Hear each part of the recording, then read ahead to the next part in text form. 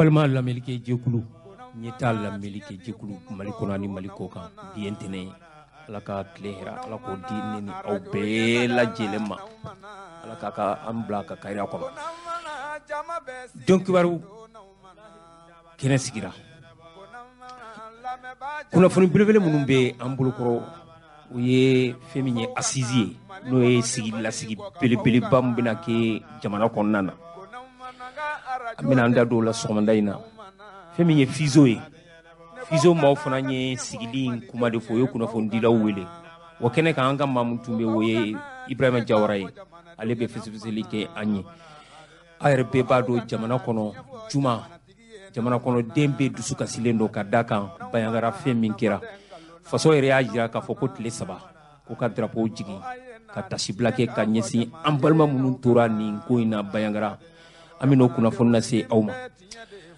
burutu m'a fe ka geleya sigi ka fokera onga uye nyonye ni do kun franche en konnana on sera ka buru ferelaw ka nyema do ko wele no ye sise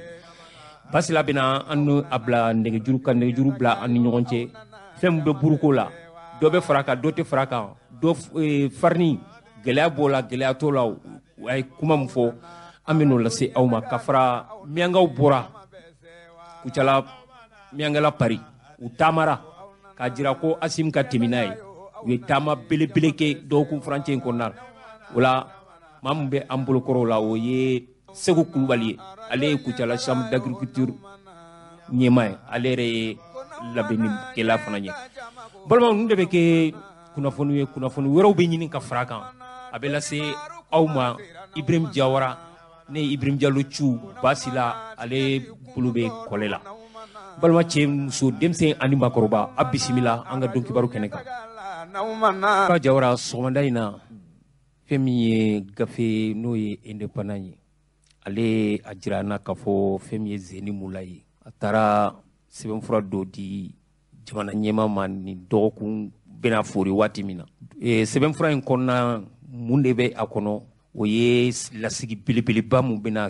sigi jamana kono denw be ka ɲɔgɔn sɔrɔ mali fantan naani bɛɛ lajɛlen k'a daminɛ kidal fo kayi o lasigi o sɛbɛnfura de taara di colonel Asim Goita ma ko ka sigi ka fɔ kɛ sigi ka fɔ in hakili la waati fɔra la indépendant e bɛn'o walawala an ye indépendant kɔnɔna na nka a jirala an na k'a fɔ ko parti politique dɔw bɛ yen n'o ye bɛrɛbɛrɛ tɔw ye caman bɛ yen olu mana an ka kunnafoni dɔw yɛrɛ ɲini dɔw ko parti politique dɔw ko yɛrɛ ko ni Choguel ma bɔ premier ministre la k'olu tɛ na lajɛ in na an y'o kunnafoni fana mɛn dɔw fana ko k'olu tɛ na ko ka da kan ko lasigi ko ɲaci tɛ a la bɛɛ y'i ta fɔ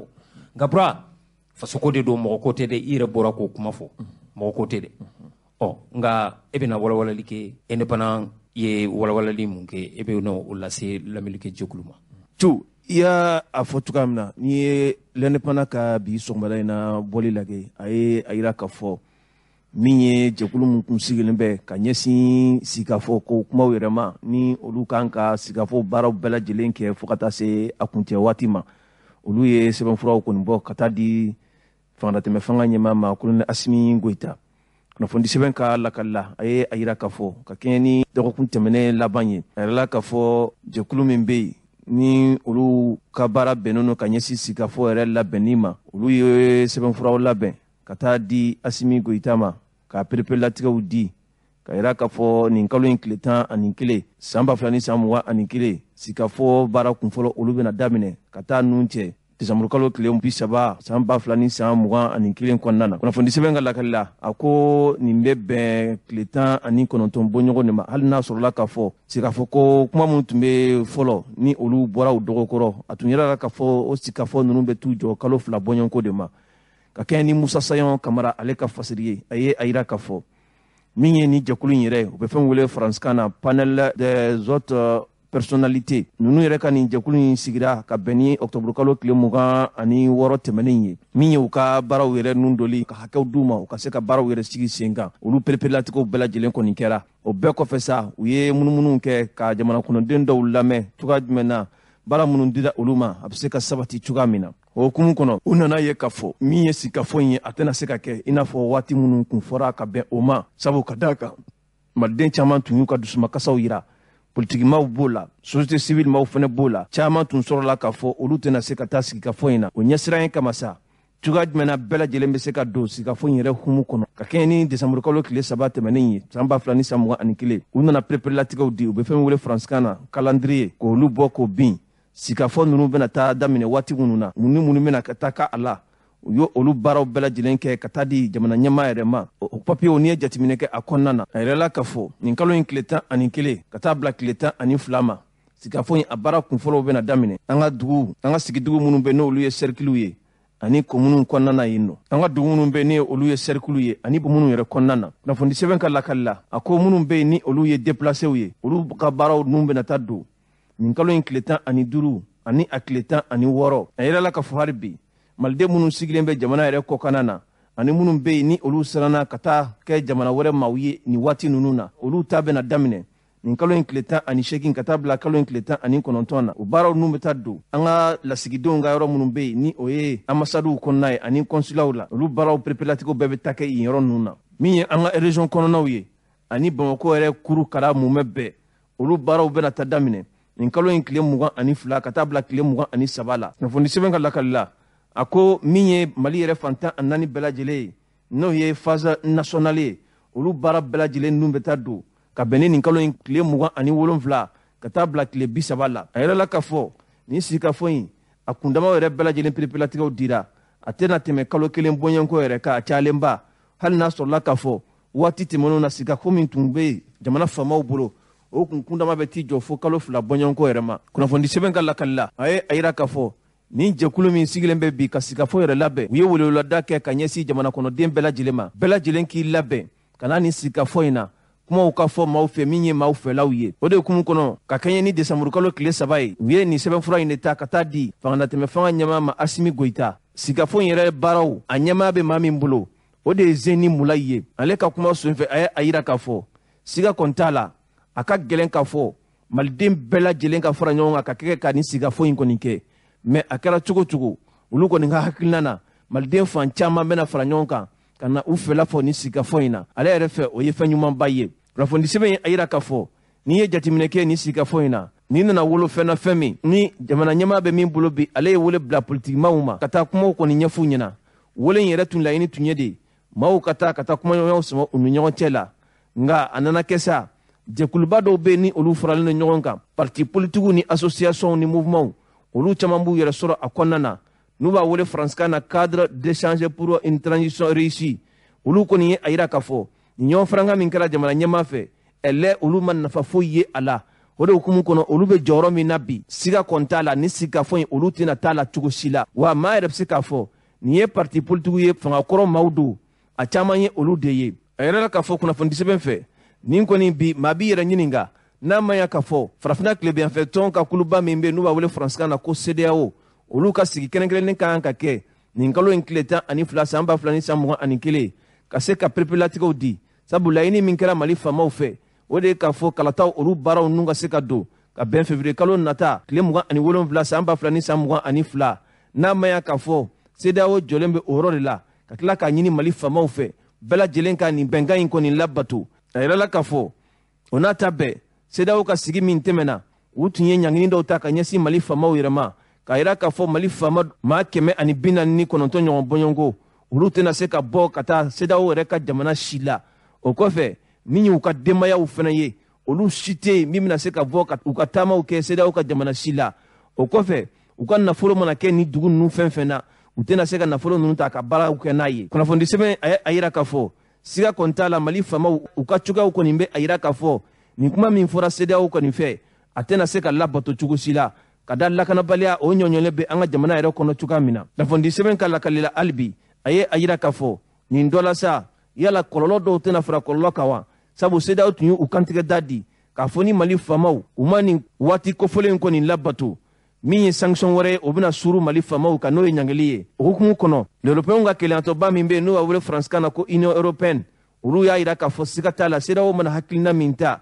olu bɛna fara CEDEAO kan ka se ka ɲangili in sen fo ka taa se a dan na kunnafoni an ye a sɔrɔ sɛbɛn min kɔnɔ u k'a ma ko l'indépendant ni tun ye indépendant ka fasiri ye nka kɛnɛ wɛrɛ kan e tun y'an ka ciden ye n'a bɛ fɔ kulu min ma ko fizo u ye kunnafonidila wele e tun bɛ a kɛnɛ kan ɔ fizo yɛrɛ ye mun ye fizi u ye mun fɔ fizi ye jɛkulu ye jɛkulu min ni parti politiques association ani kulu wɛrɛw b'u yɛrɛ sɔrɔ a kɔnɔna na u ye ka wulikajɔ bɛnnen bɛ bi an bɛ waati min na k'a fɔ transition siga kɔni t'a la ka dɔ de fara kundama kan hali n'a bɛ t'i jɔ san 2 bɔɲɔgɔnko la u ye wele bila kununko u ka coordinateur bɛ Mali fan o fan fɛ ka wele bila bɛɛ ma ka wele bila parti politique fɛn b'i yɛrɛ sɔrɔ studio kɔnɔ an'u terilakaw Mawulu Ben Barka ninnu ani Umaru Ibrahim Touré ninnu caman tun bɛ a kɛnɛ kɔnɔ nka sigi daminɛtɔ min ye Fizo yɛrɛ a ɲɛmaa ye n'o ye Goyita ye kɔrɔfɔ dira ale ma ale ka maaw bisimila min sɔrɔla a da kɔnɔ a ka bisimila i kan na an ka dɔn lamɛn o la. An k'o dɔw lamɛn. Balima journaliste n b'a faramuso ma k'an ka foli b'aw ye an y'aw wele ka na kumakan lasaw ma min bɛ tali kɛ an ka wulikajɔ la an ka tɛgɛ di ɲɔgɔn ma la denw bɛɛ haminanku ye pour que jamanadenw bɛ se k'u tɛgɛw di ɲɔgɔn ma cogo min Mali bɛ se ka lafiya cogo min Fizi Mali bɛ u wulikajɔw de la ka fara jɛkulu camanw kan jamana in kɔnɔ yan minnu haminanku ye halisa jamanadenw bɛ se ka fara ɲɔgɔn kan k'u tɛgɛ di ɲɔgɔn ma pour que furancɛ fanga in an bɛ se k'a dɛmɛ a ka tiimɛ ko ɲuman na cogo min u y'an bɛɛ lajɛlen ka wulikajɔ ye o de y'aw se yan Mali o de y'aw se yan an b'aw bɛɛ fo k'aw waleɲumandɔn donc journaliste aw de bɛna kumakan lase diɲɛma ma anw bɛna fɛn o fɛn fɔ yan aw b'a bila fasojɔminɛ kɔnɔ an bɛ yen o de kama su ani tile jamana in a denw bɛ se k'u tɛgɛ di ɲɔgɔn ma cogo min jamana u bɛ se ka fara ɲɔgɔn kan cogo min k'an ka sɔrɔsiw ni armée nationale ye olu minnu bɛ si to ani kungo cɛ dibi la san kɔrɔ tile kɔrɔ ka jamanadenw olu bololafɛnw k'u lakana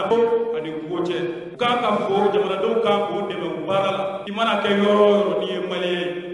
ye n'i dalen don a la k'a fɔ Mali bɛ yɔrɔ min sisan jamanadenw kan k'u tɛgɛ di ɲɔgɔn ma pour que ka jamana k'a lakana k'a sinsin ni an b'o wulikajɔ la donc anw nakun ye ka na olu kumakanw de lase k'o laseliw lase diɲɛma ma an balima minnu farala ɲɔgɔn kan nin kɛnɛ kan yan a kɛnɛ in pour que k'a yira diɲɛma la k'a fɔ maliyɛnw de farala ɲɔgɔn kan u b'a fɛ k'u ka autorités kɔkɔrɔma don transition kɔnɔ baara don baara man nɔgɔn a mago bɛ jamanadenw bɛɛ la i mana kɛ fɛn o fɛn i mana kɛ société civile i bɛ parti politique la i bɛ association la i bɛ ONG la i bɛ fɛn o fɛn na jamana in mago bɛ bɛɛ lajɛlen na sisan maa si ma fusa ni maa ye jamana in ko la an bɛɛ de kan ka fara ɲɔgɔn kan k'an tɛgɛw di ɲɔgɔn an b'o wulikajɔ de la fɛn o fɛn bɛ se ka jamanadenw fara ɲɔgɔn kan an b'o fɛɛrɛw n'o dabaliw de bolo da pour que jamanadenw ka se ka fara ɲɔgɔn kan k'an tɛgɛw di ɲɔgɔn ma an kun bɛ cogo min an ka kɛ ten an b'olu wulikajɔw de la Fizi Mali tɔgɔ la jɛkulu minnu farala anw baara la an b'u fo k'u waleɲumandɔn u bi yan kɛrɛnkɛrɛnnenya la transition ka prolongation an b'olu baara la yaasa laɲini min dira ni région 19 dira ka ɲɛsin yiriwali suɲɛli ma jamanadenw ma fɛn o fɛn bɛ se ka na ni yiriwali région kuntan ni région ka laɲini o yiriwali de ye o yiriwali bɛ se ka surunya jamanadenw na cogo min basi kun ye o de ye anw ka wulikajɔ ye ka se ka ɲɛfɔli kɛ jamanadenw ye k'a fɔ waati min dira furancɛ fanga kɔnɔ baara minnu kan ka kɛ pour que région bɛ se ka sigi région ya kɔnɔ ani ka se ka cercles sigi fo ka se arrondissements ma kalafili bureau bɛ se ka se yɔrɔ bɛɛ cogo min k'a lakana bonya ni karama kɔnɔ pour que kalafili bɛ se ka na kɛ kalafili min ni jamanaden kelen-kelenna bɛɛ b'i yɛrɛ ye kalafili min kɔnɔ an b'o baara de la pour que o kɛko ɲuman ka se ka sɔrɔ don nataw kɔnɔ o de b'a wajibiya an kan ɲɛ bɛ min na ka transition prolongation ɲini jamanadenw bɛɛ yɔrɔ pour que an ka fara ɲɔgɔn kan an mago bɛ kalafili min na o bɛ se ka na kɛ cogo min an ka jamanaba in kɔnɔ donc minnu b'o baara la maa sɔrɔla jamana in kɔnɔ min wulila k'a yira bɛɛ la k'a fɔ a ka hakilila fɔlɔ a b'a ɲɛsin jamanadenw ma silamɛ fara chrétien kan i mana kɛ fɛn o fɛn tɛ nin si la k'a fɔ bɛɛ dama ka kan la n'o ye Yoro Serifukɛ an kan k'a fɔ nin kɛnɛ kan k'a waleɲumandɔn k'a tanu a y'a yira k'a fɔ transition kɔrɔ de ye bɛɛ ka fara ɲɔgɔn kan ka bɛn ka taabolona dɔw ta taabolona min bɛ se k'a to sɛnɛkɛlaw bɛ min kɔ baganmaralaw bɛ min kɔ mɔnikɛlaw bɛ min kɔ jagokɛlaw bɛ min kɔ fɛn o fɛn i mana kɛ baara o baara la i bɛ fɛn o fɛn kɔ tungaradɔw n'i y'u ta jamana in kɔnɔ tungaradɔw jɔyɔrɔ ka bon dɛ u jɔyɔrɔ ka bon jamana ka basigi jamana ka lakana yiriwali la u jɔyɔrɔ ka bon la kosɛbɛ donc olu fana mako bɛ sɛbɛnw de la bi min bɛ se k'u lafiya u sigiyɔrɔ la donc a ka kan ni transition nana ni maa sɔrɔla min y'a hakilina ta ka ɲɛsin jamanadenw ma ni jamanadenw wulila k'a fɔ an b'a dɛmɛ k'a ɲini bɛɛ lajɛlen fɛ bɛɛ ka fara ɲɔgɔn kan k'an tɛgɛw di ɲɔgɔn ma pour que transition bɛ se ka kɛ wagati ye min bɛna sira dɔw yira jamanadenw ni ɲɔgɔn cɛ jamanadenw bɛna bɛnkanw sigi sira minnu kan ni o bɛ kɛ kalafili wagati ye min bɛ bɛn jamanadenw bɛɛ ma président ɲuman ka sɔrɔ min bɛ kɛ président légitime ye o y'anw ka kɛlɛ ye donc o kama an y'aw wele ka na yan baara in daminɛ anw ye wagati dɔ kɛ k'a ɲini k'a fɔ fɛn o fɛn ko k'i b'a fɛ ka transition dɛmɛ fɛn o fɛn ko k'i b'a fɛ ka aménagement dɛmɛ fɛn o fɛn ko k'i b'a fɛ ka gouvernement membre dɛmɛ ka fara président de la transition kan an y'a ɲini ka sɛbɛn dɔ bila sen na ka ɲɛsin jamanadenw bɛɛ ma jamana kɔnɔ ani jamana kɔ kan n'a tun bɛ fɔ a ma pétition an y'o lancé k'a ɲɛsin jamanaden bɛɛ lajɛlen ma bɛɛ k'a yira k'a fɔ i ka hakilina ye min ye ka ɲɛsin jamana ma Fizi Mali ye wulikajɔ kɛ ka pétition lancé a kɛtɔ k'a lancé an wulila an sera an ka sɛrisikɛ ma yɔrɔ an ye hakilina da tulo kan a ye dugawu k'an ye k'an dɛmɛ a baara la an taara yɔrɔ o yɔrɔ an n'a jɛɲɔgɔn an balimaw bɛɛ lajɛlen farala ɲɔgɔn kan sɛnɛkɛlaw baganmaralaw mɔnikɛlaw fɛn o fɛn bɛ jamana kɔnɔ tunkarankew u bɛɛ farala ɲɔgɔn kan ka nin baara in k'an fɛ donc an b'u bɛɛ fo k'u waleɲuman dɔn pétition in taara fan bɛɛ fɛ jamana kɔnɔ fo jamana kɔ kan bɛɛ y'a laɲini k'an dɛmɛ i ka dɛmɛ cogo la dɔw yɛrɛ y'a bɔ u yɛrɛ la k'an dɛmɛ ni papiyew ye pour que papiyew bɛ se ka se fan bɛɛ fɛ signature ka kɛ tunkarankew la k'an b'u fo fɛn o fɛn wulila k'an dɛmɛ o baara la pour que an ka se yan bi ka ɲɛfɔli kɛ maliden cɛman ni musoman ye ani diɲɛmaa ye k'a fɔ an bɛ étape min na bi pétition niveau la k'o ɲɛfɔ bɛɛ lajɛlen ka se k'a faamu mais pétition kan ka continuer a ti jɔ fo ka taa kɛ an sera assise niveau ma pétition bɛ continuer pour que assise bɛ nalen ni an ka laɲini de ye malidenw bɛɛ bɛ se ka n'u yɛrɛ sɔrɔ assise kɛnɛ kan cogo min pour que o siraw ka se assise bannen an ka se ka taa o siraw sɔrɔ taasira minnu bɛna to n'an bɛna se ka kalafili ɲɛnama kɛ ka basigi ɲɛnama kɛ armée nationale ka jamana dugukolo fan bɛɛ latana baara in kun ye nin de ye n'aw nana yan bi an y'an ka coordination u wele région fan bɛɛ fɛ coordination nana n'u ye Fizi Mali ka représentant ye région bɛɛ la u bɛɛ ye sennabila kɛ ka na nin kɛnɛ kan pour que ka na seereya kɛ k'a yira k'a fɔ an ni maa mun bɛ baara la ɲɔgɔn fɛ région kɔnɔ pour que u k'u dɔn u k'u ka hakilinataw fɛnɛ tuma dɔw la k'a yira diɲɛmaa la k'a fɔ c'est vrai Mali kanu min b'u dusukun na u b'a fɛ k'a yira k'a fɔ halisa u bɛ continuer k'o baaraw kɛ Mali tigiya la donc an b'aw fo k'aw waleɲuman dɔn bi minnu nana presse tɔgɔ la aw minnu bɛ k'aw wuli k'aw kumakan lase diɲɛmaa ma an dalen dɔ la k'a fɔ kumakan in na diɲɛ fan bɛɛ fɛ pour que malidenw bɛ se k'u tɛgɛ di ɲɔgɔn ma cogo min donc an b'aw fo k'aw waleɲuman dɔn aw ni ce aw ni baraji aw bisimila. Konamana jama bɛ sigilen don n'aw mana konamana lamɛnbaa jama sigilen bɛ n'aw mana ko faw ka na Mali kɔnɔ ni Mali kɔ ka faw ka na. Bura Fizo nin tun t'a a ɲɛmaaba ye a ka bisimila i kan a ka mɔgɔw bisimila kosɛbɛ k'u bɛrɛbɛrɛ u bɔlen kɔ a la sigi wulilen an y'an madon a la i ye kumakan sɔrɔ jɔn ni jɔn bolo an ye président yɛrɛ ɲininka n'o ye Fizi yɛrɛ président ye k'ale ɲininka ko in hakilila jumɛn b'u la olu tun ko transition dɔ ka fara a kan san joli ɲɔgɔn ka fara a kan yala CEDEAO ni Mali cɛla olu ka hakilina ye mun ye o kan min sɔrɔla président yɛrɛ da an t'o lamɛn. an k'o lamɛn. Goyita Cɛmogo ne ye Fizi Mali président ye. an bɛ kɛnɛ jumɛn kan wula in na. an bɛ kɛnɛ min kan o ye conférence de presse kɛnɛ min bɛ tali kɛ an ka pétition état la ka presse wele presse orale presse audiovisuelle presse écrite ka fara bɛɛ lajɛlen kan pour que a ka na an n'an ka coordinateur minnu bɛ région kɔnɔ ani an ka lasigiden bɛ yɔrɔ fan o fan fɛ n'o ye Fizi Mali lasigiden ye an ye wele bila bɛɛ ma nin kɛnɛ kan yaasa bɛɛ ka na an ye min sɔrɔ pétition kɔnɔ ni o tun ye sɛbɛn ye min laɲini kɛra anw fɛ ka ɲɛsin jamanadenw ma u k'u ka hakilinata fɔ ka ɲɛsin furancɛ fanga ma a bɛ fɔ min ma ko transition yaasa a bɛ se ka faamu cogo di k'a fɔ jamanadenw ka wulikajɔ don ka fara armée nationale kan ka se k'u dɛmɛ jamana min kalifa donnen n'u ma bi transition bɛ se ka laban ko ɲuman na cogo min o de la an y'a ɲini k'a fɔ non seulement ni jamanadenw farala ɲɔgɔn kan an ka se ka hakilinata fɔ pétition kan ka n'a yira non seulement diɲɛ tɔnbaw la k'a fɔ jamanadenw ka laɲini de don ni o ye jamanaden fanba ye k'a ɲini min bɛ se ka kɛ ka dɔ fara transition janya kan pour que jamanadenw bɛɛ bɛ se k'u yɛrɛ sɔrɔ jamana kɔnɔ an bɛ ka min ɲini n'a bɛ fɔ a ma Mali kura pour que jamanadenw bɛ se k'o sɔrɔ cogo min o de la an ye baara min kɛ an ye journalistes wele ka na o dantigɛli de kɛ baara in kɛra hukumu min kɔnɔ an nan'o de ɲɛfɔ bɛɛ lajɛlen pour que u ka se k'a faamu k'a fɔ baara in a kɛra sira ɲuman kan baara in a kɛra jɛlenya kɔnɔ donc o de la an ye bɛɛ wele yan bi bɛɛ ka na an ka fara ɲɔgɔn kan an k'an tɛgɛw di ɲɔgɔn ma halisa pétition kan ka continuer k'o fɔ bɛɛ lajɛlen bɛɛ ye baara kɛ bɛɛ y'i seko kɛ maliyɛn bɛ yɔrɔ o yɔrɔ bɛɛ ye wulikajɔ sabati pour que an ye nombre min sɔrɔ an bɛ se k'o sɔrɔ o y'a yira an na fana k'a fɔ u kan ka continuer pétition signer pour que an bɛ se ka nombre sɔrɔ min bɛ taa fɔ maa 10 ɲɔgɔn na an dalen don a la maliyɛnw bɛ se ka kɛ bi donc o de la an ye bɛɛ wele à travers maintenant vous la presse aw kana laseli se bɛɛ lajɛlen ma ka kunnafoni di bɛɛ lajɛlen ma bɛɛ k'a dɔn mali kura mako bɛ bɛɛ lajɛlen na an k'an fara ɲɔgɔn kan an k'an tɛgɛw di ɲɔgɔn ma pour que an ka mali jɔ mali bɛ ka jɔ déjà a tɛ jɔ ni gɛlɛya tɛ mais an ka gɛlɛya ko daminɛw de don n'ala sɔnna ma a bɛ ka taa sira min kan jamanadenw bɛɛ b'a santi k'a fɔ sira don jamanadenw bɛ hɛrɛ sɔrɔ sira min kan aw b'a fɛ waati joli ka fara transition kundama kan anw ye san 2 de laɲini ka da programme kan programme tɛ dɔwɛrɛ Mali région taara région 10 ani 9 bɔɲɔgɔnko de la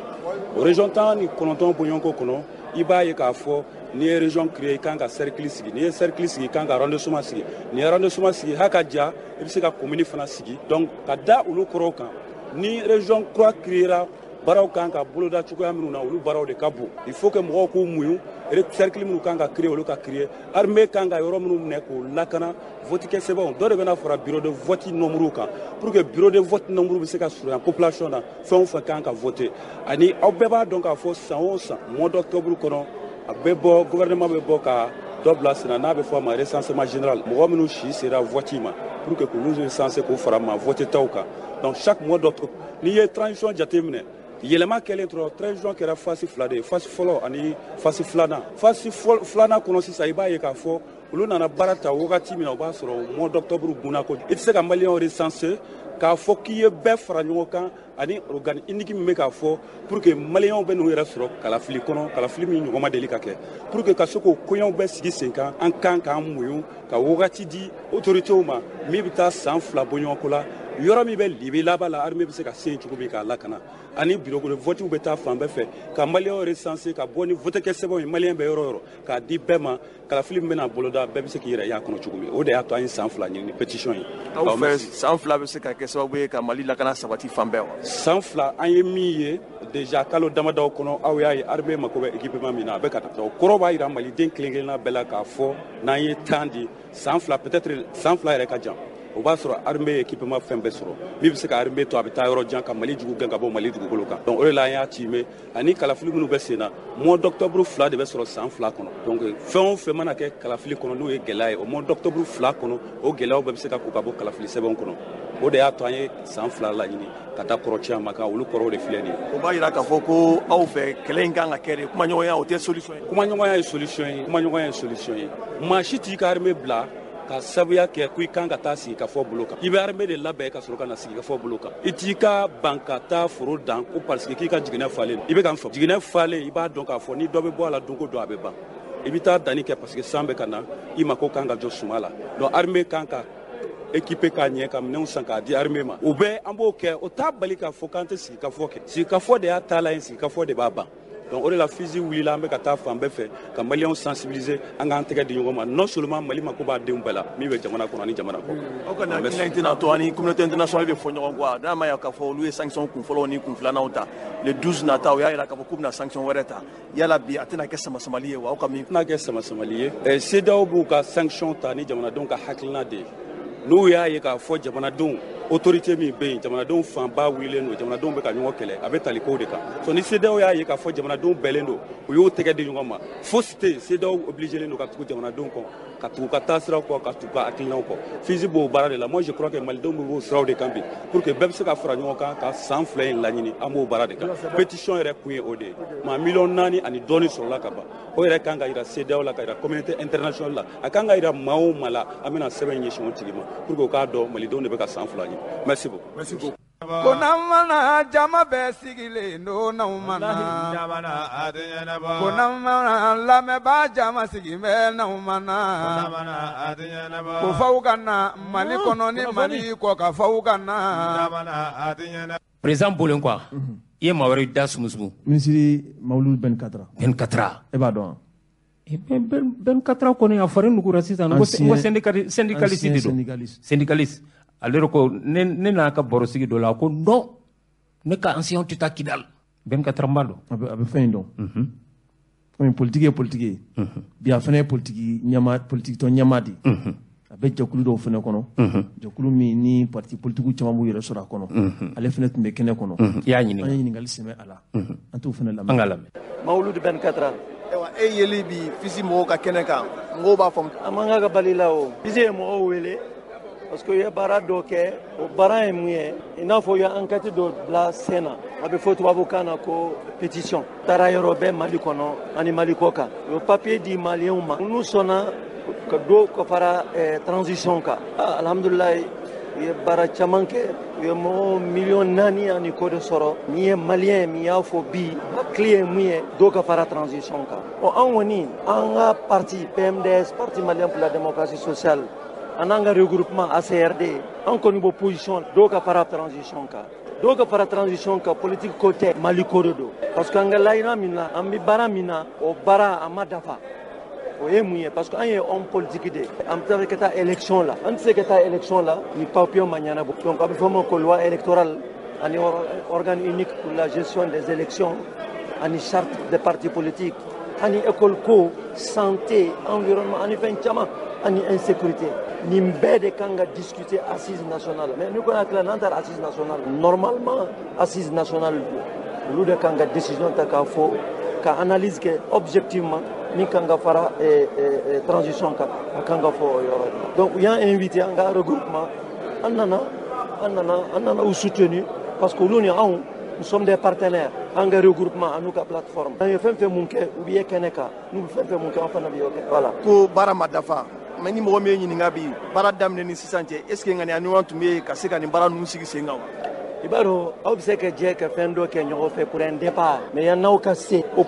fɛn dɔ bɛ se ka don aw cɛ mais ŋaniya ye ŋaniya kelen de transition ka ɲɛ mais à un moment donné on a constaté que transition vraiment a tɛ fɛ ka taa ɲɛfɛ kosɛbɛ a tɛ fɛ ka taa ɲɛfɛ kosɛbɛ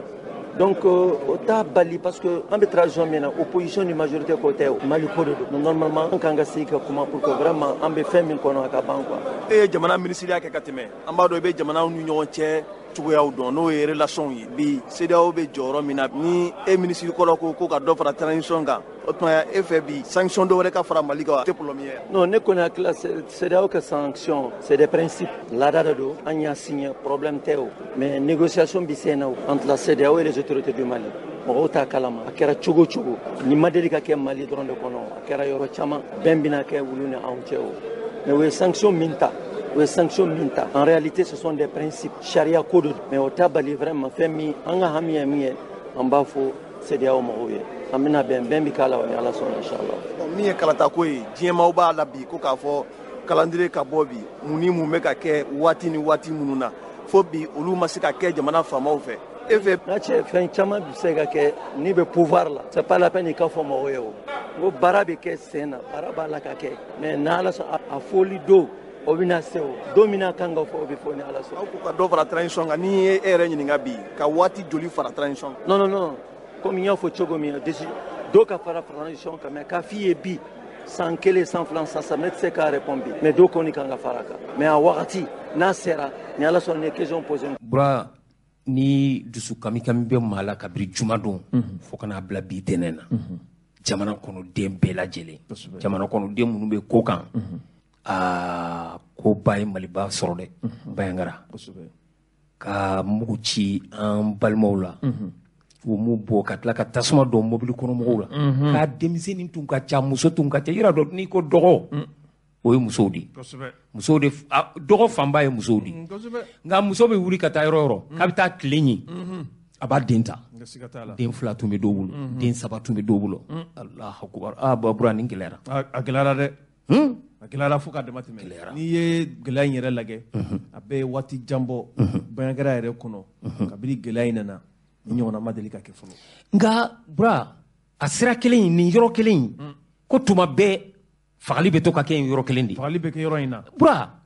n b'a f'i ye cɛkɔrɔba gosi ko 2 gulondibi la siɲɛ 3nan na i t'a ɲini k'a dɔn fɛn min y'i bugɔ tu problème ye min ye tumaw la u bɛ taa mɔgɔw bɔnɛ u nin na o caman ye cɛlakaw de ye mais ka i adamaden ɲɔgɔn yɛrɛ ka tasuma don a la k'a jeni bura nin filɛ man di dɛ fo k'a mɔ ka taa k'a to ten tu nin y'a siɲɛgale ye a ka kɛ baɲangara yɛrɛ mara kɔnɔna na a kɛra misimisi ye a kɛra hinɛtɔ ko ye a kɛra makari ko ye a kɛra kasi ko ye gɛlɛyara dɛ an t'an makasi ala la an k'an makasi ala la burani cɛ la hali Ogo Sago kɛra nka ni ani nin tɛ kelen ye ani tɛ kelen ye tu an ye seereya dɔw sɔrɔ yanni an ka don seereya kɔnɔ min ye Amadu Luke Amadu Luke o ye dɔngɔrɔw ka jɛkulu funani jɛkulu olu ka denmisɛnnin ɲɛmaa dɔ don an y'ale sɔrɔ telefɔni na ko in kɛra cogo min maa minnu tun don u tun bɛ mobili sugu jumɛnw na u bɔra yɔrɔ jumɛn u bɛ ka taa yɔrɔ jumɛn ale ye seereya min di an ka jɛ ka o lamɛn fɔlɔ an k'o lamɛn karamɔgɔkɛ i ni sɔgɔma an ni sɔgɔma i tɔgɔ ni jamu ne tɔgɔ Amadu Luge ne Banyara Cercle Jeunesse ɲɛmaa de an bɛ waati min na i bɛ fan jumɛn fɛ sisan n bɛ waati min na n bɛ Banyara yan nɔ ayiwa an ye kunnafoni sɔrɔ k'a fɔ dangariwale dɔw taara ka ɲɛsin jamana kɔnɔden dɔw ma e bɛ se ka mun fɔ arajo ɲɛtaa lamɛnbaaw ye a ko in kan n bɛ arajo ɲɛtaa lamɛnbaaw sɔgɔmada n b'u bɛɛ fo ka da kan Banyarakaw dusu kamikaminen don sɔgɔmada in na ka sababu kɛ kunu attaque terroriste ye attaque min don a ɲɔgɔn deli ka kɛ Banyara dugu kɔnɔ yan nɔ kuma tɛ Banyara dafe dugu ma ka sababu kɛ kunu musow ni ani denmisɛnninw u bɔra dugu dɔ la n'u wele ko Sɔngo ani Banyara cɛ ye kilomɛtiri 10 ɲɔgɔnna de ye u bɔra o dugu la k'u bɛna yɛlɛ goudron kan waati min na o y'a sɔrɔ babaci ninnu kɛlen don ka jan da u ɲɛ sodarikɛw ye yɔrɔ jɔ n na k'a bɛ tuuru cɛ waati min o y'a sɔrɔ u nana kun ale la o ye dangarikɛ o y'a bɛnna a ni na o yɔrɔ bɛɛ o yɔrɔ bɛɛ la mobili bɔra ka bin mobili binnen min na u nana tasuma don mobili la muso ni denw kɛlen mobili fa dɔrɔn u nana a bɛɛ jeni ka ban n balimancɛ bilayi k'a fɔ ko bi yɛrɛ mɔgɔ hakɛ min tora ni accident na ni non c'est-à-dire quoi a kuma se ka ɲɛfɔ quoi mobili in tun ye car de wa ou bien sotarama de tun don mobili ye minibus de ye mobili ye minibus de mɔgɔ min b'a kɔnɔ mɔgɔ an yɛrɛ t'a da dɔw yɛrɛ maa min barana n'o ye muso kunda u nana ni maa min ye maa 7 dɔgɔtɔrɔso la nka maa dɔw bɔra wa dɔw bɔra la o kɔni maa 8 de olu bɔra cogo di olu kɔni panna mobili binna dɔrɔn olu panna ka bɔ quoi olu panna ka bɔ minnu ma se ka pan ka bɔ dɔrɔn u nana tasuma kɛ fɛ mobili kɔnɔ o tuma a kɛra waati jumɛn a kɛra 8 heures ni 9 heures waati cɛ minnu panna ka bɔ olu yɛrɛ ɲini minnu panna olu yɛrɛ ɲini bon o yɔrɔ la dɔrɔn ambulance wele ambulance taar'u nɔfɛ ka na n'u ye Banyara dɔgɔtɔrɔsoba la o tuma nin yɔrɔ kɔfɔlen ninnu an ka jamana faamaw tɛ yen wa n balimakɛ nin ɲininkali ala ko tiɲɛ na an yɛrɛ dabali b'a dɔn a ko la cogo di Banyara yan nɔ polisiw bɛ yan gardiw bɛ yan gendarmew bɛ yan gouverneur yɛrɛ daga yɛrɛ dalen bɛ Banyara yan nɔ min ye marché an ma mun kɛ a tiɲɛ min ye kuli a ma mun kɛ a tiɲɛ don o don siraba kelen ni attaque don o don attaque an yɛrɛ dabali b'a dɔn a ko la don o don attaque don o don i maa bɔ n'a ni na yɔrɔ kelen don an yɛrɛ t'a dɔn an bɛna mun fɔ sisan. minnu bɛ k'a fɔ k'u b'u yɛrɛ lakana n'o ye danamasagu maaw ye olu fana tɛ nin yɔrɔ ninnu na wa. danamasagu mɔgɔw kɔni ala ko tiɲɛ na u b'u seko dama yɔrɔ la koyi yɔrɔ min don ala ko tiɲɛ na u bɛ ɲini ka dɛsɛ de c'est-à-dire cɛ yɛrɛ la u bɛ baara la dɛ an b'u fɔ k'u waleɲumandɔn nin yɔrɔ la bari su fana tile kan don o don u bɛ yɔrɔ in na bon sani u ka na u b'a sɔrɔ olu kɔnna olu ɲɛ de. aw yɛrɛ fɛ o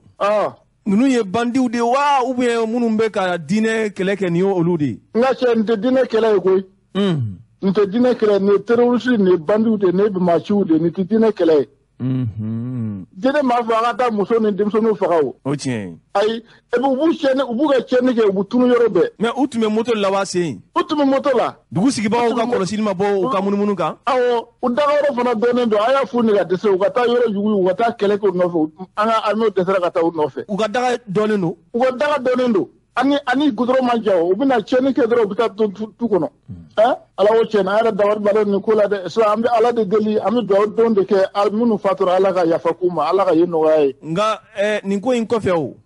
su taara lajɛ olu jate ma se ka dɔn wa. ala ko tiɲɛ na an bɛ don min na ko bi hali sɔgɔmada in na ɲɛ b'a la kumana bɛ ka ne wele ne b'a ka téléphone ta an mago tɛ ninnu si la walayi su minnu donna kunun wula fɛ su 31 o de suturala kunun wula fɛ. alahu akibaru. su 31 muso kunda ani denmisɛnninw kunda. a kɔfɛ jamana faamaw nana mun fɔ. u ma taa yɔrɔ la fɔlɔ yɛrɛ ka taa u bɛ mun fɔ. u ma taa yɔrɔ filɛ yɛrɛ an bɛ mun fɔ a la. an b'a yɛrɛ ɲininka est-ce que Banyara yɛrɛ bɛ Mali fɛ wa. ou bien nin tɛ anw na an ka nin tɛ jate wa. karamɔgɔ Asimi Goyita ka nin ka fisa ni an minnu ye fasoden an ka nin ye wa. karamɔgɔ nin ko in bɛ yɔrɔ min na bi o. e yɛrɛ fɛ kɛlɛ de y'a fura ye wa ou bien sigikafɔ de y'a fura ye bi. ayiwa ni maliyɛn dama don. ni kɛlɛ t'a ban munna an tɛ segin ka kuma. tiɲɛ tɛ ko in na o n ka cɛ. tiɲɛ t'a la. Chef foyi t'a la a bɛɛ galon. Cogo di? Nin y'a san 5 ye san 6 filɛ ka na kɛlɛ tɛ ban kuma tɛ kɛlɛ kuma mun don. N'u dɛsɛra u k'a fɔ Ala ko tiɲɛ na kɛlɛ min don an kɔni an armée an dɛsɛra a ye sigi ka kuma a y'a bolo la a ye bɛn an ni ɲɔgɔn cɛ. O tɛ se ka kɛ wa? Ni diinɛ kɛlɛ don diinɛ b'a fɛ kabini ninnu ma na o. O tiɲɛ. Ni terroriste don n b'a fɛ na ninnu denmisɛnninw de don a bɛɛ denmisɛnninw k'u bɔ tu kɔnɔ. Minnu bɛ munumunu n'aw ka yɔrɔ fan fɛ o. Olu ye marifatigi jɛkulu jumɛnw de ye? Kɔrɔnfɛmɔgɔw de don wa ou bien jɔnw de don? Walayi kɔrɔnfɛmɔgɔw tɛ. Kɔrɔnfɛmɔgɔw tɛ dɛ. An balimacɛw dɔrɔn de don. An balimaw mun tun b'an fɛ yan nɔ kɔrɔlen olu dɔrɔn de don. Kɔrɔnfɛmɔgɔw tɛ. Aw yɛrɛ b'u dɔn? An b'u dɔn. A caman bɔ ye tun bɛ an fɛ yan nɔ. A kuma se ka ɲɛfɔ de ye. Kɛlɛ tɛ kɛ a fɔ cogo de sigafɔ tɛ kɛ o kɛlɛ bɛ min? A ka gɛlɛn. A ka gɛlɛn. Don o don mɔgɔw bɛ ka bɔnɛ u ni na don o don. Surtout kunun ta yɛrɛ n b'a f'i ɲɛna a kuma se ka ɲɛfɔ de. Muso ni denmisɛnnin cini muso an balaka ninnu bilahi. K'u jeni ka ban pewu. Ayiwa karamɔgɔkɛ. I ka kuma laban ye jumɛn yan'an b'i sɔrɔ sigi wɛrɛ la? Kuma laban min ye n bɛ welemada de kɛ an ka armée ye. An b'a fɔ Asimi Goyita ka mɔgɔw ye. Ko dɔ kuma sera quoi. O ye jumɛn ye? Maliden ɲɛnina cɛ maliden tɔɔrɔla cɛ tant que n'u ma wuli ka ko dɔ kɛ an kɔni Ala ko tiɲɛ na an b'a fɔ bi ta tɛmɛnen kɔ an mago t'u la yan nɔ bayɛrɛ a kɔnɔ. An mago t'u la foyi la an b'a yɛrɛ ta. Sɔrɔsiw nali ma yɛlɛma caman don kow la wa? Sɔrɔsiw nali ma yɛlɛma caman don kow la wa? Foyi ma don sɔrɔsi nana o IBK tila a bɛɛ kelen d'ailleurs u nalen dɔ farala kan an kɔni fan fɛ. Yɛlɛma foyi ma don ko la fo dɔ de farala kan camanba de farala kan n ka cɛ. Ayiwa i ka kuma faamuna. Awɔ. I ni ce i ni baraji. An ba merci beaucoup Ala ka tila yɛrɛ d'aw ma. Amina yarabi merci. Awa merci. Nin tun ye Amadu Loki ye ale ye dɔgɔnɔw ka jɛkulu dɔw bɛ yen ka fɔnɔkɛlaw ka ɲɛmaa don nka nin kɔfɛ sudenw ni janaja baaraw bannen kɔ u ye kɛnɛ sigi kɛ an ka jamana faamaw yɛrɛ tun bɛ a kɛnɛ kɔnɔ kɔrɔfɔ Bayangara gouverneur tun bɛ yen ani maa caman kosɛbɛ min ye an ka mairelakaw ye olu ka danga dɔw tun bɛ yen kɔrɔfɔ dira olu ma ka fara seereya wɛrɛw kan min sɔrɔla o fɛnɛ kɛnɛ kan an t'o lamɛn an k'o lamɛn nka Bubura Ala ka limaniya dɛ an n'u ma maaw k'a faamu u dusu kasilen de don tu u dusu kasilen don kuma ninnu kɔnɔ nin ka jugu dɛ a ka jugu i furumuso a n'a den tanni u m'a min u m'a bɔn e sigilen bɛ k'u bɛ taa dɔgɔ la k'u bɛ segin n bɛ fɛn dɔ f'i ɲɛna alisilamɛya la jahadi min fɔra alisilamɛya la ni an ka ciden tun ni a ka kisi ni nɛɛma ba ye cɛɲɔgɔnw tun bɛ taa ka taa a kɛ kisi ni nɛɛma ba ye i n'a fɔ ko Kayibala kɛlɛw fɛn dɔw tun bɛ yen condition dɔw bɛ yen a tun b'o fɔ sahabaw ye n'aw taara maaw ka sumaw a kana tasuma don olu la musow aw kana se u ma a kana olu faga denmisɛnninw a kana olu faga cɛkɔrɔbaw a kana olu faga a kana damatɛmɛ kɛ ni maa min y'i to kɛlɛ la fɛnɛ ka manamafɛn bila a kana o faga nin bɛɛ tun ye ladilikanw ye ciden kisi nɛɛma ba ye a tun b'a di sahabaw ma mais ka na nin waleya sugu ye ni karo gɛlɛya sugu foyi tɔgɔ ye Allahu akbar den fitinin ko alisilamɛya an tɛ jɛ an ka seereya ninnu na an ka lamɛn jama silamɛw an sɔgɔma tuguni sɔgɔmada in na ta a man di n bɛ kuma ni conseiller communal tɔgɔ ye ani n yɛrɛ ye duguden ye min kɛra kunu ne hakilila bɛɛ y'a ye ɲɛdimi don kɔnɔdimi tɛ vraiment a y'an dusukun tɔɔrɔ mun na ne ye autorité ye mais an bɛ jigin an ka ɲɛmɔgɔw la ka da kan nin ko nin an ye sɛbɛnniw kɛ média si tɛ yen min m'a fɔ fɔra radio la a fɔra télé la et puis yɔrɔ fila tɛ saba tɛ don o don Sɔngɔgari tile dar a bɛ ka fɔ fan bɛɛ fɛ mais an ka ɲɛmɔgɔw n bɛ se k'a fɔ u m'an jate dɛ c'est-à-dire n'i y'a ye ni bi y'an sɔrɔ Ala n'an ka danaw sababu n'o tɛ ɲangɔ sɔrɔ dɔgɔnɔdugu yɛrɛ effacera an ka carte la a mɛnna ne ka kuma ye o de vraiment a y'an tɔɔrɔ dɛ kunu fɛn min kɛra ni mɔgɔ min y'a ye ne hakili la mɔgɔ damadama kɔni bɛ yen u y'a ye muso denmisɛnw an baw cɛ bɛrɛ yɛrɛ kun t'a la yɛrɛ fɛn min sara a bɛɛ c'est-à-dire mɔgɔ min kun b'a kɔnɔ a ka ca ni mɔgɔ 50 ye mɔgɔ 50 kɔnɔna na n'i ye mɔgɔ 10 o mɔgɔ 10 ta mɔgɔ 5 den b'a kɔ la u n'u bɛɛ de sara ɲɔgɔn fɛ a y'a filɛ dɛ a y'an tɔɔrɔ dɛ wallahi a y'an tɔɔrɔ ɲɛmɔgɔ an bɛ kuma n'aw de marifa t'an bolo muru t'an bolo an jigi ye aw de n bɛ kuma ni autorité tɔgɔ ye k'a fara dugu tɔgɔ kan vraiment a y'an tɔɔrɔ n'a y'a sɔrɔ an ye c'est-à-dire lettre sɛbɛnna médiaw bɛɛ y'a fɔ don o don radio bɛ k'a fɔ an ye marche kɛ foyi tɛ min ma kɛ mais rien foyi ma changer don o don mɔgɔ de bɛ faga kunna sini u ye mɔgɔ 2 faga ye an b'o la kunu nin dégâts kɛra an bɛ an ko mini ka taa an jamini ne hakili an jigi ye an ka famaw ye an jatelen tɛ famaw fɛ hali don kelen ne bɛ se k'a fɔ ne yɛrɛ ye fama ye nka anw jatelen tɛ famabaw fɛ parce que anw y'anw seko kɛ a fɔra fɛn fɛn min bɛ an ka dugu la an ka commune na an y'a lase foyi tɛ yen min bɛ ka kɛ n'an ma min lase a foyi tɛ yen mais kuma kelen tɛ yen min jaabira n y'a seere ye je suis le premier responsable dans ce village n y'a fɔ dɛ mais a filɛ nin musow ni denmisɛnninw olu dɔrɔn de sara la a filɛ dɛ a filɛ an baw an faw n'aw ma hinɛ an na jɛgɛ min mɔna furati kɔnɔ dɛ i n'a fɔ ni faama yɛrɛ kun ma na an dugudenw kɔnɔ an tɛ se ka an ka mɔgɔ yɛrɛ sutura a bɛ fili ka to kɔngɔ kɔnɔ sani i ka n dɛmɛ su la a sabali i ka n dɛmɛ an musow n'an denw ma to kunun fitiri an bɛ ne ani kɔnti a filɛ ani nin fitiri tɛmɛna ka sɔrɔ an bɛ n ko modi gouverneur bɛ na ayiwa an bɛɛ siranna mɛ an tɛ ka taga ni gouverneur bɛ na an bɛ taa mini mɛ a ma na bi de ka a kɛra latigɛ ye bi aw nana an tɛ ka taga aw to ala sago aw bonya b'a la kuma kɔni tɛ se ka fɔ ka ban o kunun maa min ye nin ye adamadenw don adamaden sogo e n'a fɔ jɛgɛ a bɛ ta cogoya min ala fɔ man di ala sago aw bonya b'a la u kun bɛ yen an ka faamaw kun bɛ yen u y'an dɛmɛ koyi mɛ dɛmɛli u y'an dɛmɛ ni su ye u k'an dɛmɛ ni ɲɛnama ye o de ka d'an ye. kɔn bɛ ne fana bolo nin ye a san 3 ani tila an ni jatigi bɛ ɲɔgɔn na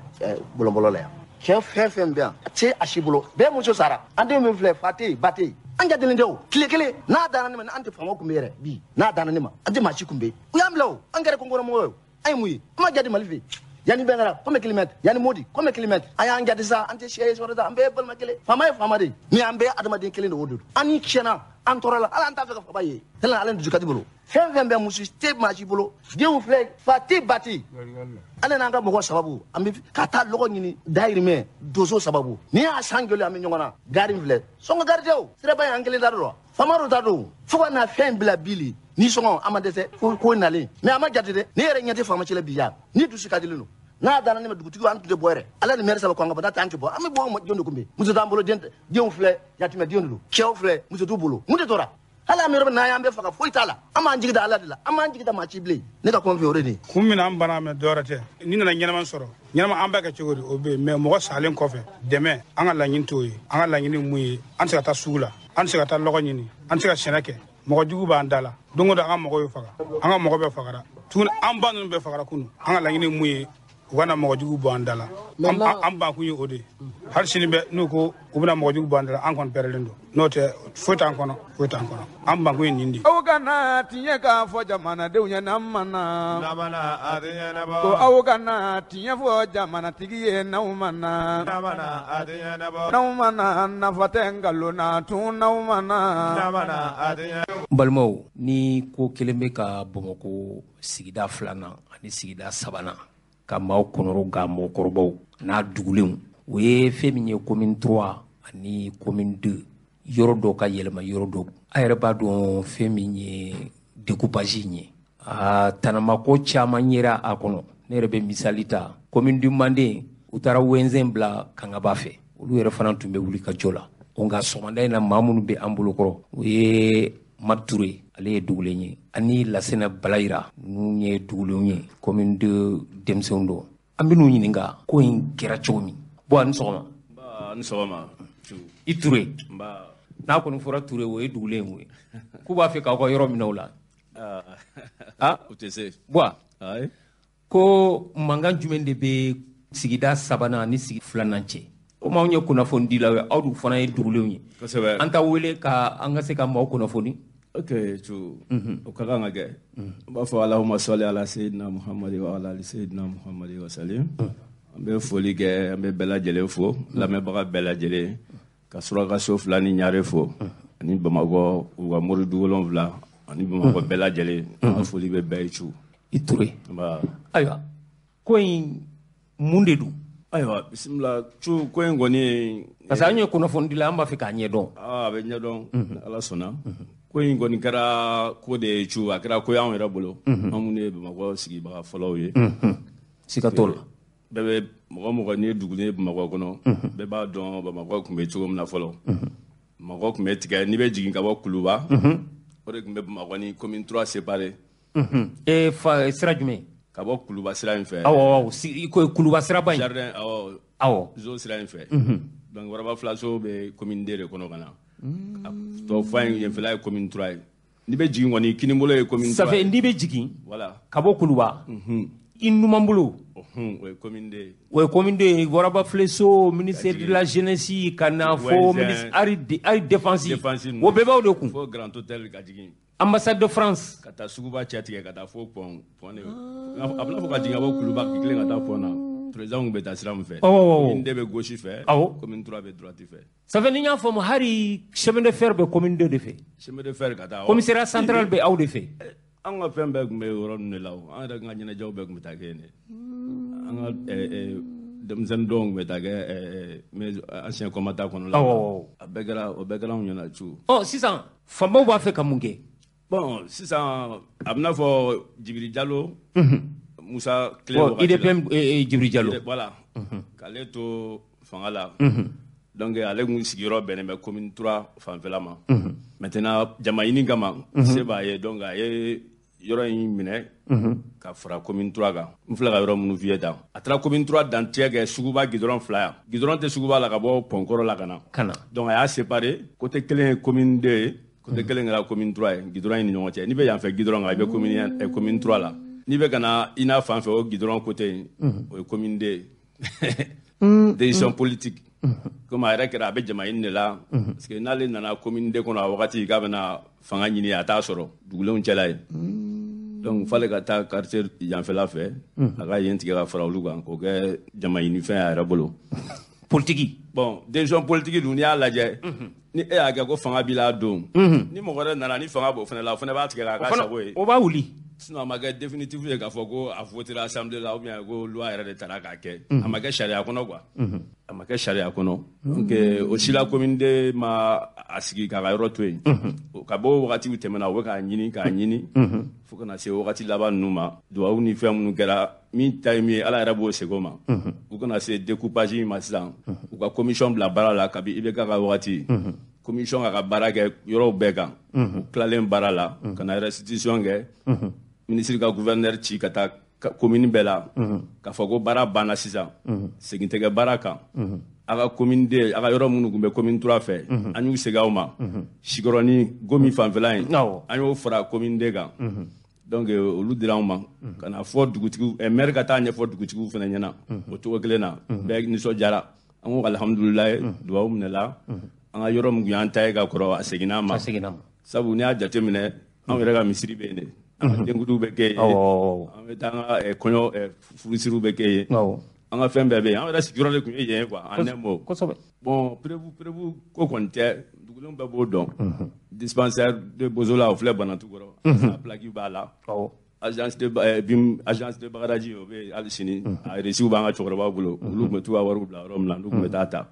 donc o n'a ɲɔgɔnna siw de dɔn quoi mais ni mɔgɔw m'a faamuya u k'a dɔn k'a fɔ fɛn ɲini sira tɛ parce que anw tɛ k'a la anw t'a la wari ɲini kama anw b'a la an danbe ni n'a fɔra i sigilen don du kɔnɔ ko o du bɛna bɔ aw ta la walima mɔgɔ i barajuru bɛ yɔrɔ min na ko o bɛna ta ka di mɔgɔ wɛrɛ ma ka tɔgɔ wɛrɛ k'o la ni dɛsɛ yɛrɛ tɛ o man di hɔrɔn si ye Balayira mun de nana ni ko in yugubali ye tuguni a t'u fɔra k'a bɛɛ seginna aw ma mun de nana ni yɛlɛmali ye tuguni an bɛ foli bila an lamɛnjɛkulu bɛɛ lajɛlen na ka foli bila ɲarew ni turew la min nana ni ko in yugubali ye sisan komi Buba y'a fɔ cogoya min na depuis 2018 IBK ka fanga la o tun ye commission dɔ sigi commission nationale commission in kalifalen don gouverneur de la Bamako district t'a bolo ma donc commission in ma baara k'a kun fɛ a ye baara kɛ ni Bamako commune 6 bɛɛ lajɛlen olu ka autorité dugutigiw ni dugulenw donc n'olu de ye baara kɛ o baara de finalité kɔnɔna la jaabi min bɔr'o la gouverneur passera 6 communes kɔnɔ ka restitution kɛ a y'a yira k'a fɔ centre commercial seginna commune 2 ma o de kɔfɛ a ma tile damadɔ bɔ commune 3 mɔgɔw wulila ka mouvement kɛ u ye mankanw kɛ k'u ma jɛn n'a ye olu ma jɛn n'a ye ministre fana ale yɛrɛ ye ka commission ministre jumɛn ministre de l'administration territoriale colonel Ablaye n'u kɛlen don k'a kɛ gouvernement ka porte parole ye sisan ale ye o décision ye a ye gouverneur bila ka taa restitution kɛ ni papier min ye gouverneur ka fɔ la a selen commune de la don min na a ko nin papier in ko yɛlɛma cogo t'a la mais ministre yo au papier ale yo annulé a yɛrɛ ka niveau la sans que a ma segin ka commission sigi tuguni ani ka au moins commune 2 ni commune 3 n'olu de bɛ mankan na commission ka segin ka olu lamɛn tuguni ni prévu min b'u bolo alisa u k'o di walasa baara in ka se ka lajɛ alisa ministre m'o kɛ ministre ye ni annulé ka tila ka document wɛrɛ bɔ tuguni k'o de ye document final ye sisan tuguni c'est un projet u kan ka passer n'a ye CNT la CNT ka voter k'a kɛ loi ye o de kɔnɔna la tuguni sisan ministre ye centre commercial ye mankan bɛɛ yɔrɔ min nɔfɛ k'o lasegin ka na commune 3 ma tuguni donc o de wulila ni mankan ninnu ye an bɛ min fɔ opinion nationale ye parce que an bɛɛ k'a faamuya k'a fɔ tiɲɛ yɛrɛ la nin tɛ wagati ye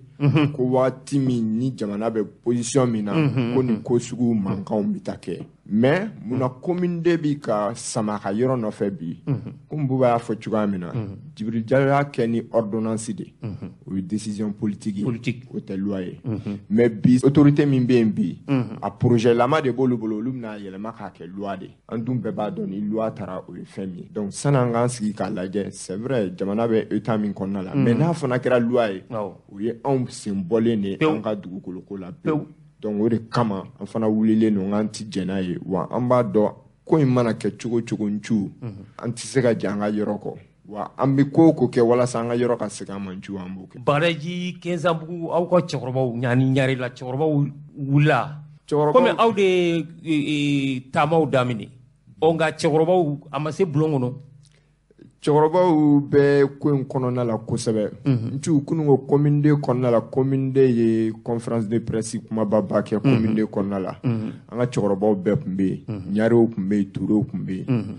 u ye min ka kumakan labanw kɛra jumɛn ye kumakan laban fila tɛ yen ani kangaridaw u ka kumakan laban fila tɛ yen u y'a fɔ hali gouverneur ɲɛna an ka yɔrɔ an ti jɛ a kɔ bi an ti jɛ a kɔ sini wa an bɛ ko o ko kɛ walasa an ka yɔrɔ ka segin a ma an b'o ko kɛ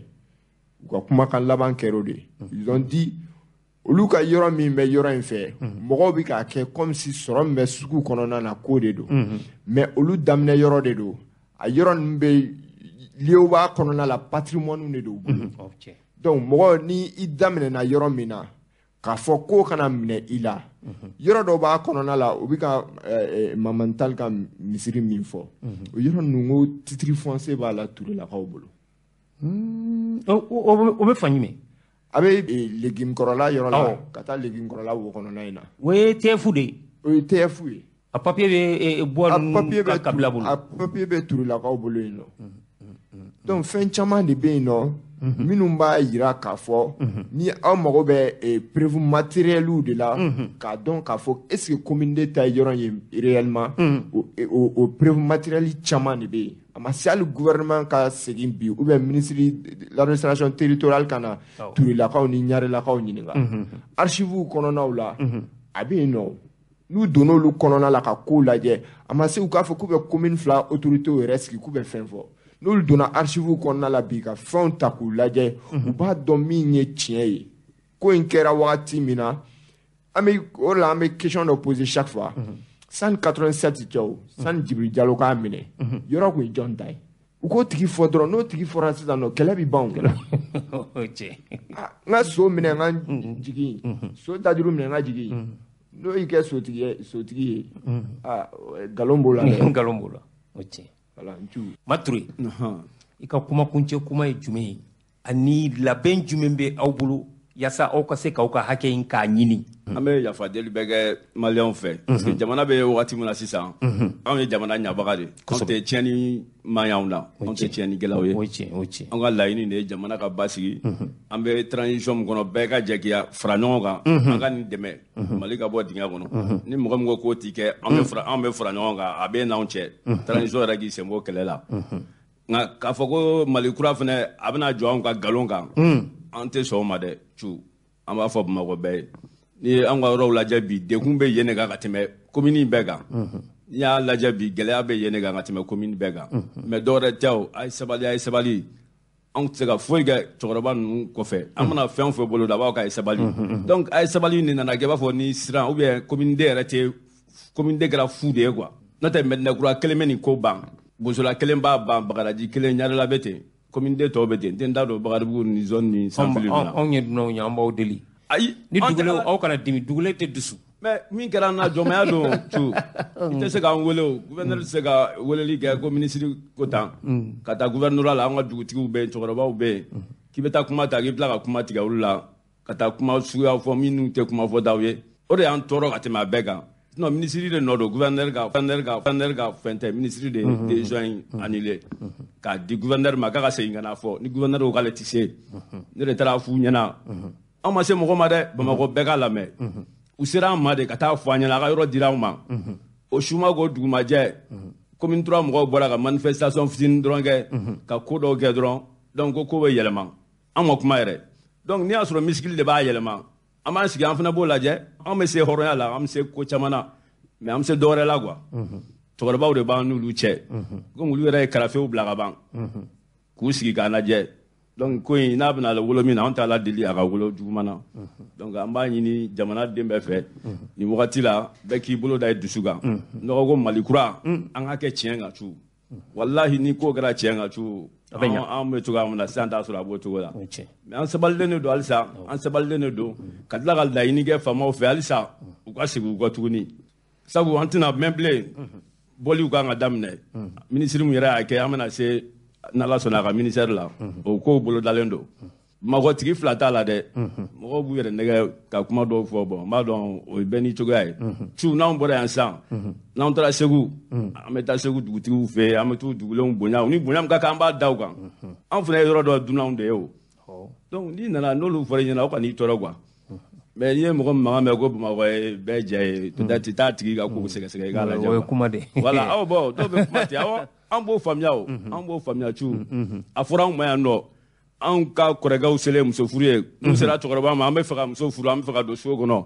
u b'i ɲininka ko so bɛ min i bɛ so dɔ yira ko e tuma an bɛ dunanw labɔ k'a d'e ma ko muso furu wa o tuma an bɛna dunanw labɔ e de kama ko parce que e bɛna muso furu wa o fɔra anw ma yan bon donc anw tɛ se ka kɛ k'an bɛ o mɔgɔ kelen bɛ an bɛna fɛn k'olu la o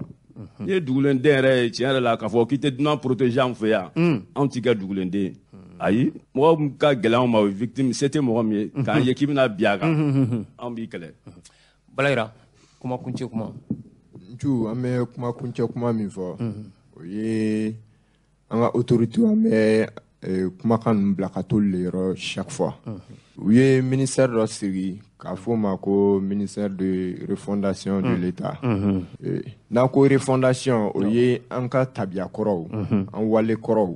an danbew na an tanaw k'an ka segin olu ma parce que maliyɛn bɛɛ kulela bi ko an danbew k'u tununa n'i ko an ka segin an danbe ma i bɛ bɛɛ de ka hakɛ d'a ma parce que an ka jamana an bɛ situation min kɔnɔna la bi n'i ye ɲɔgɔn tɔɲɔ bɔ a la dɔ k'a ka fanga boli dɔ kan ko se bɛ n ye n'i y'o bɔ a la a tɔ b'a dɛ bon n'olu nana k'olu bɛna a kow ka bɛɛ bila i ka hakɛ kɔnɔna la u k'u jija u k'a kɛ kɛcogo fana la min na n'olu taara mankan wɛrɛ kana wuli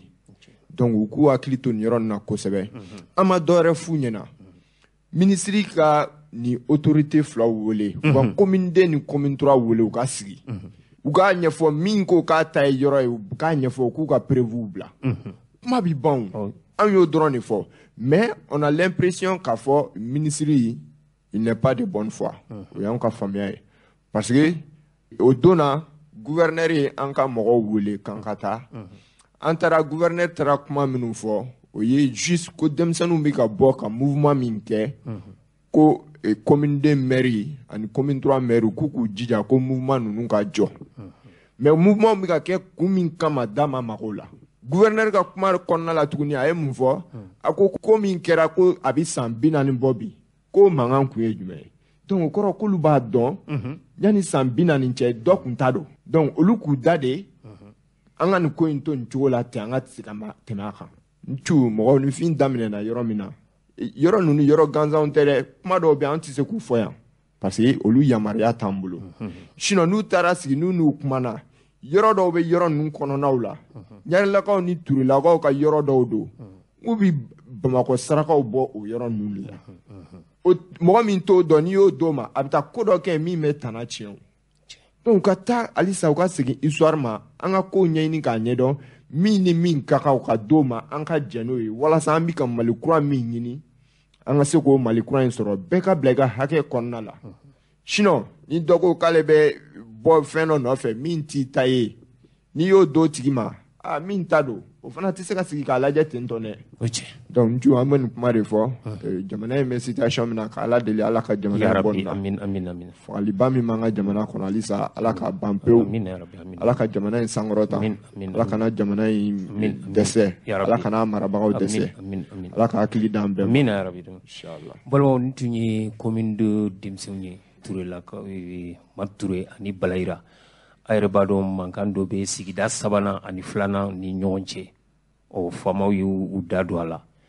an y'u wele yaasa an ka se ka kunnafoni senuman ka a sɔrɔ ka da aw tulo kan ko faw ka na Mali kɔnɔ ni Mali kɔ ka faw ka na ko n'aw ma na n ka arajo tɛ kuma bi n'aw ma na ne k'aw ka na ka tiɲɛ fɔ malidenw ye n k'aw ka na ko k'aw ka na tiɲɛ k'a fɔ jamanadenw ye n'an ma na ko aw ka na tiɲɛ fɔ jamanatigi ye n'aw ma na n'aw ma na nafa tɛ nkalon na tun n'aw ma na ko n'aw lamɛnbaa jama sigi bɛ n'aw ma na ko faw ka na Mali kɔnɔ ni Mali kɔ ka faw ka na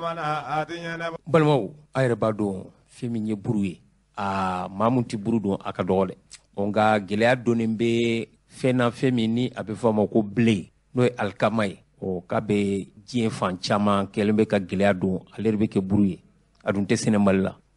buruko gɛlɛya fɔlɔ a yɛrɛ b'a dɔn kalo jan tɛmɛnen fɛ u tun ye dɔ fara buru kan fɔ furufurutigiw kɛra bana ye nka anw ɲɛ b'a la u bɛ ɲɔgɔn ɲɛ la ka d'a kan sukaro yɛrɛ bɛ ka fɛɛrɛ yɔrɔ dɔw la 130 anw y'o gɛlɛyaw de ye k'a fɔ k'an bɛ kunnafoni ɲini ka d'a kan anw tɛ se ka ɲɛ buru kɔ an ye buru feerelaw ka ɲɛmaa dɔw wele n'o ye Ibrahim Sise basila i bɛ ɲɛ an ma an ni Ibrahim Sise ni ale ye buru feerelaw ka ɲɛmaa dɔ ye an ka se ka ɲɔgɔn sɔrɔ nɛgɛjuru la basila ne tɔgɔ Ibrahim Yakuba Sise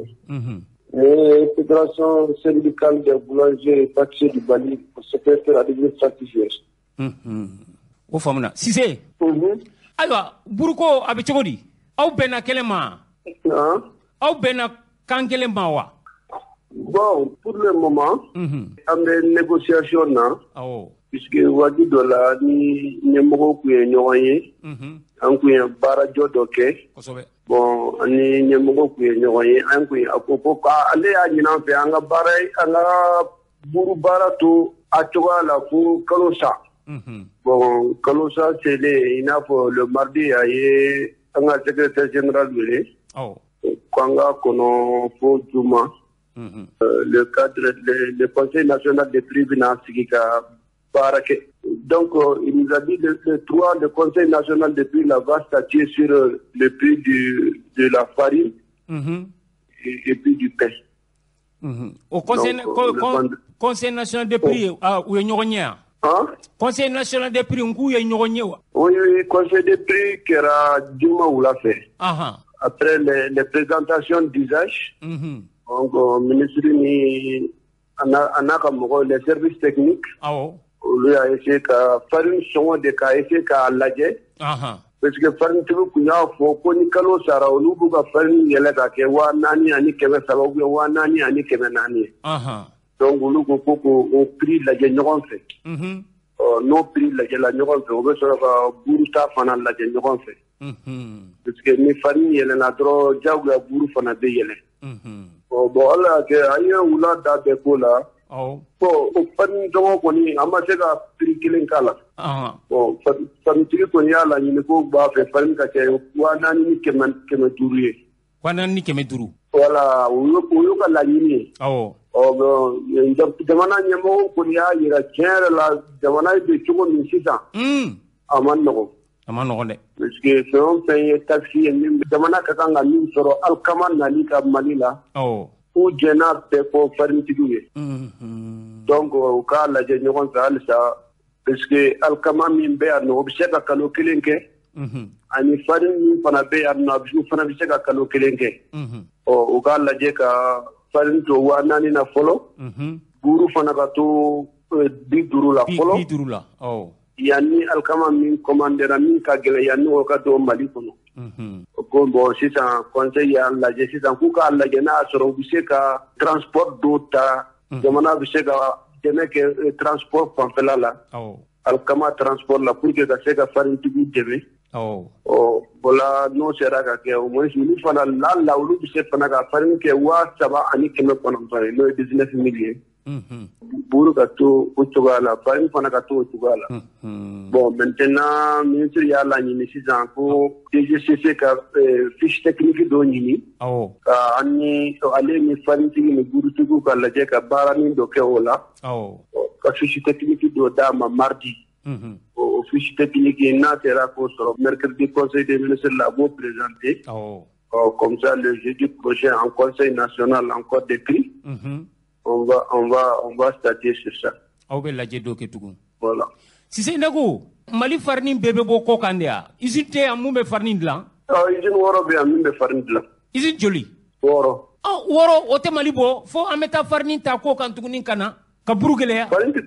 Farine alikama de ko don alikama. Mali tɛ alikama min bɛ alikama tɛ sɛnɛ yan. Wala alikama tɛ sɛnɛ alikama ka gɛlɛn kɔfɛ alikama de ka gɛlɛn. Alikama de ka gɛlɛn i b'a dɔn sisan fɔlɔ jamana minnu bɛ alikama sɛnɛ olu bɛɛ bɛ gɛlɛya la kosɛbɛ bon i n'a fɔ Chine fɔlɔ Chine yɛrɛ bɛ alikama sɛnɛ k'a feere mɔgɔw ma mais bana in kosɔn Chine yɛrɛ bɛ alikama yɛrɛ san donc o information na je crois que Chine yɛrɛ de y'a to alikama dɛsɛra puisque u ko k'olu ye alikama in bɛɛ san u ka ca olu ka consommation n'u yɛrɛ ka lɛw ka consommation u ye alikama in bɛɛ san donc o de nana ni gɛlɛya ye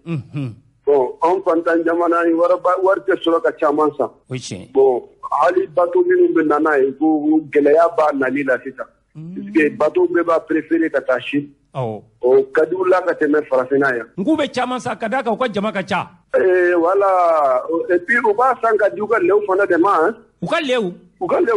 ils ont payé ça pour les porcs. Oui, c'est ça, on peut balo fan de nous.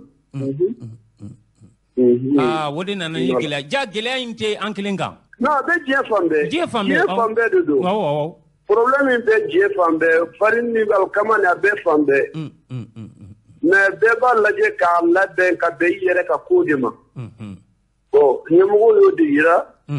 Bon, maintenant bɛɛ b'i ka dɛmɛ de kɛ. O ye tiɲɛ. Bon, tiɲɛ yɛrɛ la farintigi kɔni vraiment jamana ye seko k'u ye. Tabarika. Mais alikama yɛrɛ de ka gɛlɛn kɔfɛ. Alikama yɛrɛ de ka gɛlɛn kɔfɛ. Alikama yɛrɛ de ka gɛlɛn kɔfɛ. Mais maintenant comme min ka gɛlɛn kojugu o ma don Mali la fɔlɔ. Donc an ka ɲɔgɔn dɛmɛ pour que degun caman kana da consommateur kan. Kosɛbɛ.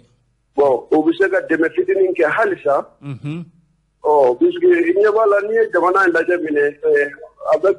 situation min bɛ Mali la bɛɛ bɛ Mali contrôle la. Jamana caman bɛ a b'a fɛ ka ko dɔ kɛ Mali contrôle la. Bon. Ala b'an bɔ. Vraiment maliyɛn fana ka kan ka jateminɛ k'o fana na. Awɔ. N'an bɛ se ka jɛ min fana kɔ. An ka jɛ o kɔ pour que nin waati ka tɛmɛ dɔrɔn waati ko dɔrɔn de don. An ka hinɛ jamana la ka hinɛ jamana kɔnɔdenw na an ka hinɛ ɲɔgɔn na. Nka an ka hinɛ jamana la ka hinɛ jamana kɔnɔdenw na ka hinɛ an ni ɲɔgɔn cɛ an ka hinɛ ɲɔgɔn na. Voilà. O de bɛ na ni nɔgɔya ye. Voilà, ministre yɛrɛ y'o acte de poser k'a b'a dɔn k'an bɛ gɛlɛya la. A b'a dɔn an bɛ gɛlɛya la mais a ka an k'a lajɛ halisa. An k'an bolo da an dusu kan donc an bɛ k'o phase de observer. Voilà, parce que il a même dit sur le 12 la CEDEAO bɛna ko dɔw kɛ an t'a dɔn a bɛna da yɔrɔ min. Bon o situation sugu bɛɛ ka na jamana kɔnɔ. Donc o kana sɔrɔ an yɛrɛ dama bɛ ka funteni ɲɔgɔn bolo quoi. An ye jamana in kalifa Ala ma. Voilà. Ni Ala sɔnna an bɛ bɔ. Voilà, ni Ala sɔnna. Voilà. Inchallah. I ka kuma kuncɛ kuma Sise yanni jeudi cɛ. An kɔni bɛ fɛn boulanger puisque ne ye boulanger ye. Awɔ. N kɔni b'a f'u ye dɔrɔn o ka sabali. Waati ka gɛlɛn. Kosɛbɛ. Bon, c'est vrai que waati ka gɛlɛn mais an k'a lajɛ an yɛrɛ ni ɲɔgɔn cɛ an bɛ se ka organisation kɛ ka kɛ yɔrɔ min. I n'a fɔ an tun bɛ ka dɔnnifu min ta ka d'an kan n'an bɛ se ka dɔ b'o la. Ka se ka jamana fana ni jamanaden kɔnɔw dɛmɛ nin waati kunkurunin na. même temps k'a lajɛ jamana fɛ ale fana bɛ se ka min fana kɛ an fana ye dɛmɛ la wala o fana ka di an ye parce que subvention fɛn fɛn bɛ di a bɛ di farintigiw de bɛ maa tɛ di boulanger ma bon problème dun de bɛ boulanger ka niveau la ni buru yɛlɛma dɔrɔn jama bɛ fɔ ko buru gɛlɛyara alors que farine de gɛlɛyara donc ni jamana fana bɛ se k'a lajɛ u bɛ ka subvention min kɛ farintigi ye o ka dɔ fana kɛ boulangerie tigiw ye o fana o bɛ diya ye o bɛ gɛlɛya o bɛ dɔɔnin bɔ gɛlɛya la voilà a bɛ dɔɔnin bɔ gɛlɛya la an ka tugu an ka jamana ɲɛmɔgɔw kɔ fɔlɔ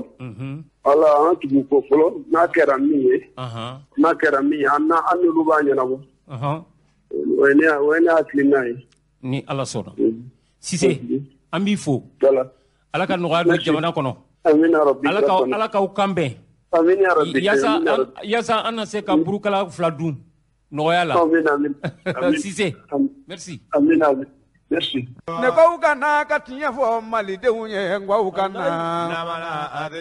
ko k'aw ka na tiɲɛ k'a fɔ jamanadenw ye n'an ma na n balimaw fɛn min ye dɔgɔkun furancɛ in ye Kucalakaw ni o ye Meyangala pari ye u bɔra ka ŋaniya jira taama kɛ k'a ɲɛsin cɛmancɛ fanga maaw ma Asimi n'a ka jama ko u ka tɛmɛ ni baara ye o taama in